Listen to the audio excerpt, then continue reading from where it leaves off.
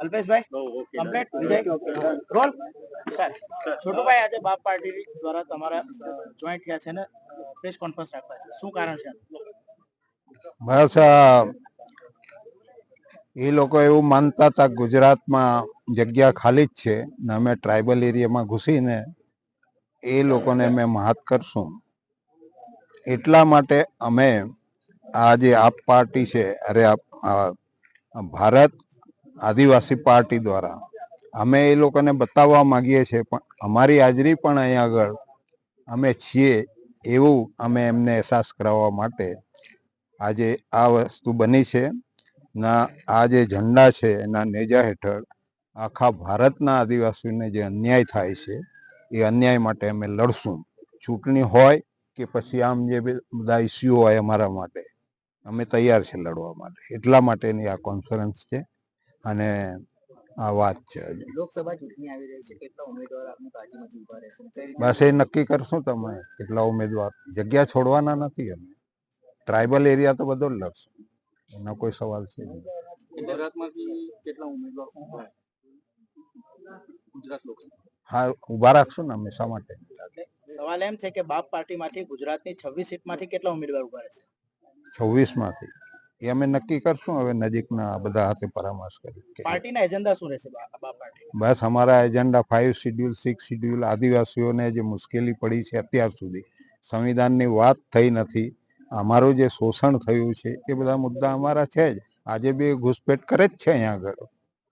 એ બધા મુદ્દાને લઈને લડશું અને મોટું આંદોલન પણ કરશું ચૂંટણી છે એટલા માટે નહીં ચૂંટણી નહીં હશે અને અમારી જે મુશ્કેલીઓ સમસ્યા જે પેદા થઈ છે હું તો માનું છું ત્યાં સુધી ભારતની જેટલી બી સરકારો થઈ એ કોંગ્રેસની હોય ભાજપની હોય કે આપની હોય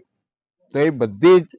જે ચૂંટણીઓ થઈને સત્તામાં આવ્યા એ બધા અમારા માટે મોટામાં મોટી સમસ્યા છે એ સમસ્યાને દૂર કરવા માટે અમે ભેગા થઈને લડવાના તમારી સામેની જે શક્તિ છે એની સામે લડવા માટે ને હરાવવા માટે ભરૂચ બેઠક અમે એને કોઈ શક્તિ માનતા જ નથી અમારા લોકો ભેગા થઈ જશે એ શક્તિ અમારી આગળ કઈ છે નથી ભરૂચ બેઠક પર છોટુભાઈ ઉમેદવારી કરશે હે ભરૂચ બેઠક પર છોટુભાઈ મેં કહ્યું તો ખરું કોઈ જગ્યા બાકી નથી મૂકવાના કોણ કરશે તે નજીકમાં ખબર પડી જશે તમને જ્યારે જ્યારે પણ ઇલેક્શન આવશે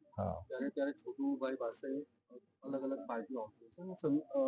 સાથે જોડાતા સંગઠનમાં જોડાતા હોય તો આની પાછળનું કારણ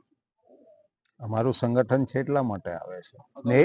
એ લોકો એમની બદમાશી સામે અમે લડીએ છીએ એટલે એ લોકોને ખબર છે કે આ લોકોને વાત કરવી પડશે ને અમને પકડશે એટલા માટે પૂછપરછ કરવા આવતા હશે બહુ હિંમત કરતા નથી કોઈ કોંગ્રેસ સાથે ગઠબંધન થયું હતું આમ આદમી પાર્ટી સાથે થયું હતું કેમ કે અમારું એટલું બધું પેલું સંગઠન હતું નહીં એટલા માટે હવે તો આખા દેશની અંદર જે પાર્ટી બની છે આદિવાસી જે પાર્ટી બની છે અમારી એ પાર્ટી દ્વારા અમે લડવાની ક્ષમતા ધરાવીએ છીએ અને લડશું અમે છોટુભાઈ હાલમાં લોકસભા બેઠક પર ભરૂચમાં પણ 2 આદિવાસી નેતાઓ સામે છે હા એ વિશે તમે શું એ નેતા છે જ નથી કેમ કે મનસુખભાઈ તો 30 વર્ષથી ચૂંટાય છે એક શબ્દ અમારા માટે બોલ્યા નથી આટલું બધું સ્ટેચ્યુ ઓફ યુનિટી બનાવીને ત્યાં ગામડા ખતમ કરી નાખ્યા છે આ લોકો તો એવા માણસને કેવી રીતના વોટ આપશું અમે શા માટે આપવા દઈશું જાગૃત કરીને અમે આપવા નહીં દઈએ એવા માણસો એવા જે એને લીડર માનતો નથી એ લોકો ગધેડાની ભૂમિકામાં છે એટલા માટે થાય છે અમારી પ્રજા જે આવી રીતના પીસાય છે જેના માટે એક શબ્દ નહીં બોલે એને અમે કેવી રીતના ઉમેદવાર માનશું એ તો ડેડ બોડી થયેલા લોકો છે ને છોટુભાઈ તમે હંમેશા યુવાનોની વાત કરો છો યુવા આદિવાસીની વાત કરો છો જો કરવી છે એ પણ યુવા આદિવાસી છે તો એમને સમર્થન કેમ ચૈતર વસાવા વેચી ખાતા હોય બીજાને તો એને કેવી રીતના અમે સપોર્ટ કરવાના છે પાર્ટી તો આદિવાસીઓ તરફથી લડતો હતો એનો જન્મ તો તેમાં થયો છે ને અત્યારે ક્યાં ગયો છે દેશનો મોટો ચોર છે એના કરતા બીજા નંબરનો ચોર આ કેજરીવાલ છે એમાં જાય તો અમારે શું સમજવાનું છે આવનારી લોકસભાની અંદર આદિવાસી વોટ બેંક જે ભરૂચ બેઠક પર છે તે વિભાજિત થશે એવું નથી લાગી ના બિલકુલ નહીં અમે લડશું આ પાર્ટી દ્વારા એટલે બધા ભેગા થવાના છે અમારા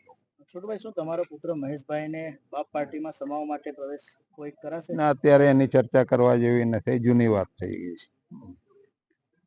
ભરૂચ લોકસભા માટે બાપ પાર્ટીમાંથી ઉમેદવાર કોઈ કહ્યું ને 2 દિવસમાં નક્કી કરીને તમને જાણ કરી દઈશું.